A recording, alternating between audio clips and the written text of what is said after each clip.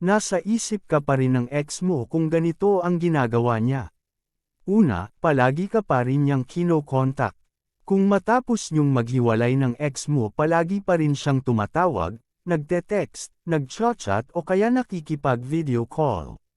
Nagpapahiwatig ito na hindi pa siya lubusang nakakapag-move on at palagi ka pa rin niyang iniisip.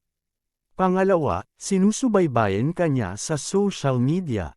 Wala siyang pinalalampas na mga post mo sa social media, sa katunayan siya pa nga ang pinakaunang tao na magla-like at magha-heart react sa mga post mo. Indikasyon ito na kahit hiwalay na kayo gusto pa rin niyang maging updated sa mga nangyayari sa buhay mo. Pangatlo, nagseselos pa rin siya. Kung ang ex mo nagpapakita ng palatandaan na nagseselos siya sa tuwing may kasama kang iba, o kaya kapag nakarinig siya tungkol sa pakikipag-date mo, malamang na hindi ka pa niya tuluyang nakakalimutan. Nagseselos kasi ang isang tao dahil takot siyang mawala sa buhay niya ang taong mahal niya. Pang-apat, palagi niyang binabalik-balikan ang nakaraan niyo. Sa tuwing nag-uusap kayo ng ex mo lagi niyang bukang-bibig ang mga fast memories niyo o kaya pabiro niyang binabalik-balikan ito.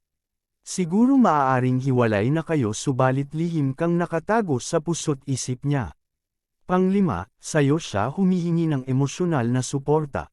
Kapag nagkakaproblema siya ikaw pa rin ang tanging takbuhan niya. At ang presensya mo palagi ang hinahanap-hanap niya sa tuwing may dinadala siyang suliranin.